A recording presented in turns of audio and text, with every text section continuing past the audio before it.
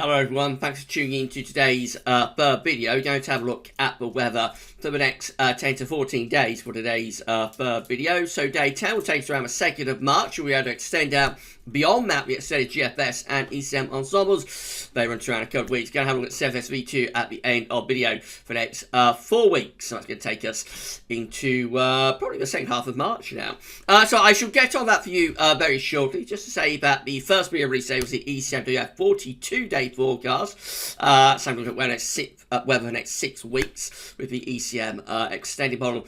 And also the weekend forecast has been released today, our detailed weekend look ahead. So have a look at those two videos and see what's going on. I'll talk you through what's happening on the channel tomorrow at the end of the video. Right then, so I'll start off with Central England temperature. So the CT has now gone ever so slightly above average. Look at this, it was really cold just a week or so ago, but now we're standing at 3.8. That's absolutely shot up, hasn't it? That's an anomaly of 0.2 of a degree above average. So we're basically around average now for the 61 to 1990 average. We're still below average for 81 to 2010. That is provisional to yesterday, the 19th of February. It's going to carry on rising this. You know, there's nothing to stop this rise now. It's going to be an inexorable rise over the next week, over the last week or so of February. So I think we're going to finish up probably around 5.5. That's where I would imagine we'll end up, somewhere like that. So yeah, going to be a milder than average February, quite significantly so actually for the CT region. I imagine it'll be nearer to average for Scotland because it's so very cold up there through the first half of the month. But yeah, going to be a mild average month for the CT region. Quite remarkable developments after how cold it was just a week ago. Just goes to show you when the mild sets in, it doesn't take long to start lifting those temperatures up. A lot of mild weather to come as well. These were GFS upper air temperature and precipitation ensembles for the next couple of weeks. So we're looking at Birmingham today. The red line is a 30-year upper air temperature average for Birmingham. Solidly above average right now, substantially and significantly so. For a time, through the second half of next week, the upper air temperatures will drop. That's probably an area of high pressure builds in. Then we begin to take off again a little bit as we move into the early part of March. Again, that will be under a ridge of high pressure though, so how much of that we realise on the surface remains to be seen. Going further on towards the end of a GFS ensemble, so this period just here, quite interesting. There are a few cold outliers showing up again, so this has been something that's been seen within the GFS ensemble graph for a week or so now. The possibility that during early March we might pull in some cold air, probably most likely from the east. They are cold out members. They're not exactly outliers because there's quite a few of them doing something similar. However, most of the GFS ensemble members keep the upper air temperatures up here and keep things relatively mild. Precipitation-wise, there is going to be plenty of rain to come for Birmingham and for many western parts of the country in the next few days up to around the early part of next week. And then we have a drying trend as high pressure takes over for the very end of February and into early March. Generally a little bit drier than average with that ensemble graph. Temperature anomalies from the 20th to 28th of February, going to be mild average the last week of February and meteorological winter 2021 is going to be a milder than average week. Precipitation anomalies from the 20th to 28th of February, drier than average for eastern parts of the country, a little bit wetter than average for western areas. Latest wind flow map from earthnullschool.net shows that winds are in from a south to southwesterly direction, so it's going to be mild in the in today and in the coming days as well. Going to be bringing the air up from the central part of the Atlantic Ocean. All of those eases are a dim and distant memory. You have to go right way up to the far north of the Norwegian Sea up here to find a return of easterlies. Generally, it's the Atlantic southwesterlies that are now in the ascendancy and will remain so.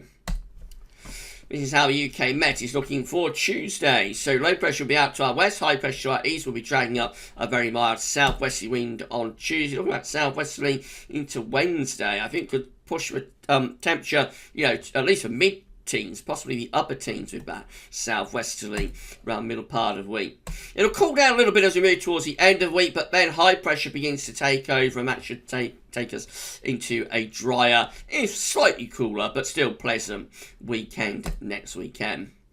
GFS 6Z, again, low pressure's out to our west, high pressure to our south and east. Up come those southwesterly winds through the middle part of the week. It'll be very mild with what rain there is, mostly in the west. The second half of next week, we'll see things cooling down a little bit, but high pressure will take over, turning us mainly dry. And at that high pressure, there will be a risk of some night frost, but pleasant sunshine by day should lift temperatures into at least double digits, if not teens Celsius. Next weekend is dominated by high pressure, so again, going to be a lot of dry weather. And about high pressure, expect night frost, possibly some fog. Night and morning as well, but the March sunshine of the early, late February to almost early March sunshine should lift the temperature into double digits, despite overall a slightly cooler air mass, really. Heading up towards day 10, high pressure remains in control, slips to our east, we start to pull up some southerly winds. Again, that all looks very pleasant, really. And then as we move beyond day 10 into extended range, again, it's a case of high pressure dominating the weather, bringing lots of dry and fine conditions, a little bit of rain perhaps coming into the northwest by the end of a GFS run, which gets us to the 8th of March, but certainly nothing overly dramatic signal there. GM, again, drawing up those southwesterlies on Tuesday. Going to be a lot of very mild weather through the middle part of this coming week. Maybe something a little bit drier, but cooler as we get through to the end of the week and into the weekend. Heading up towards day 10, again, high pressure is dominating weather. High pressure is trying to get to Scandinavia, trying to get wind in from the east. So this has the potential, no more than that, the potential after day 10 to pull in some colder easterly winds. But I think it's a little bit of a struggle, and it looks like the low pressure around Greenland ice will probably flatten off that attempt at the Scandinavian high. But we see him in the GFS ensembles, you know, these core ensemble managers here. There's a possibility that through the first week of March we might get some easterly winds, but no more than that at this stage. ECM, again, dragging up a mild or a very mild southwesterly on Tuesday. That continues into Wednesday as well. Second half of the week will turn a little bit cooler, but still will be generally above average with the temperature, and high pressure increasingly taking over as we move up towards day 10. So particularly for England and Wales with the ECM scenario, a lot of dry weather, pretty mild and spring-like, just a little bit cooler and more showery up across Scotland.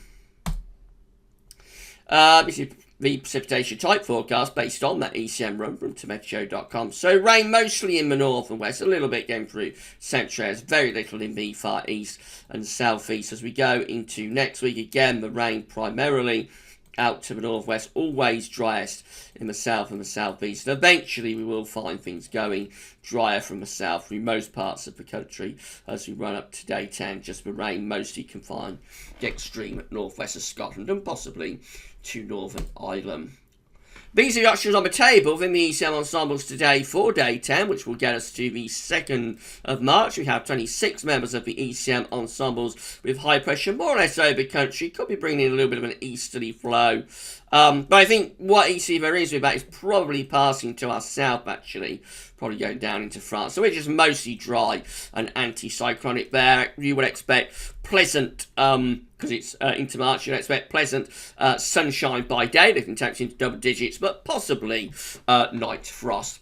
The 15 just here, probably the mildest solution with high pressure to our south, low pressure to our northwest. A little bit more unsettled and dragging up the wind from west-southwest direction. And then the 10, that does include the operational run, by the way. And then the 10 that we have just here, this is the coldest option. This has a high pressure further north in the Norwegian Sea and will be pulling in quite cold air from the east or the northeast.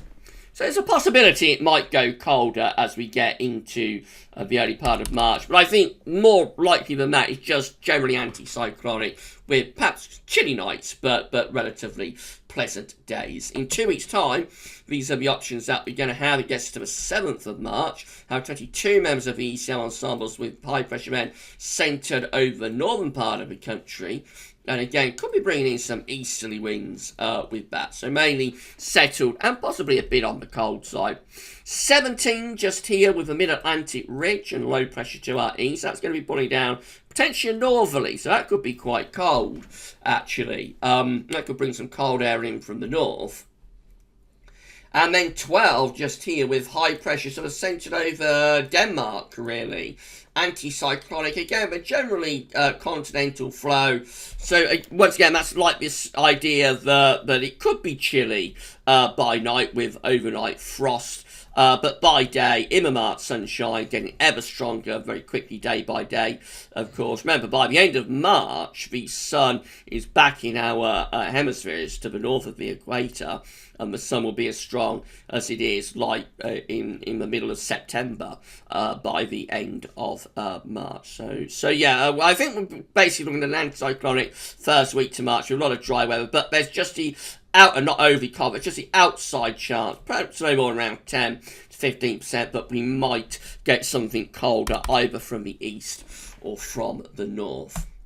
Severs V2 looks like this. These are 500 millibar heights broken down into weekly periods. The first week period takes from the 20th to 26th of February. The coming week has high pressure over and to the east of the country, low pressure to our west and northwest. Up come those mild southwesterly winds. Going to be a lot of mild weather, very mild weather in the week ahead. Driest in the east, wettest in the west.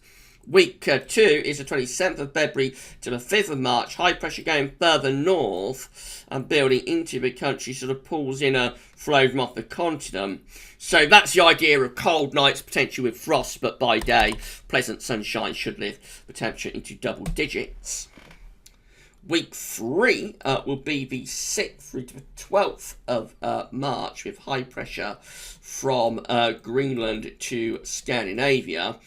And the wind in from the east. That's almost far enough north. That ridge is almost far enough north to start pulling in much colder air from the east. And then week 4 is going to be the 13th to the 19th of March. Retrogression there. Or should I say retrogression, with the high pressure moving from the Norwegian Sea and Scandinavia out into the North Atlantic, going up towards Greenland. Sharp low pressure up here, could see the wind going into the northwest, and if things were to line up, let's say we take the high pressure just a little bit further north, this low pressure drops into Scandi, then we will pull down a cold northerly wind. Maybe 1 or 2 hints here of something a bit colder from the north, sometime sort of into the 2nd week of March. Possibly, maybe. No more than that. Right, if you enjoyed this video, or all of the videos today, please smash your like button. Make sure you're subscribed to our channel. I'm a grind to 11k subs. This really is a grind now because the subs have slowed up a lot over the past week or two. So this is going to be an absolute grind to get to 11k. But if you aren't yet subscribed, please subscribe. You're able to see future weather content. If you do that, make sure you tell your friends, family, everybody else to subscribe as well. Click the bell notification icon thing and you'll be notified by YouTube when we release our videos. Thank you so much, everybody, for doing that. Drop a comment as well. Let us know what you think. Right, so that's it for today's videos. Tomorrow we'll start off with the 7th and final spring update. So we're almost at spring forecast season now. Can you believe how exciting? But we have got one more spring update to bring you. One more chance to see Fluffy the Bunny.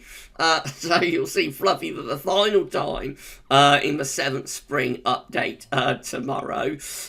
We'll have GWV Sunday Roundup as well, and there will be live streaming from 6 o'clock. I didn't do last night's live stream because I felt too tired.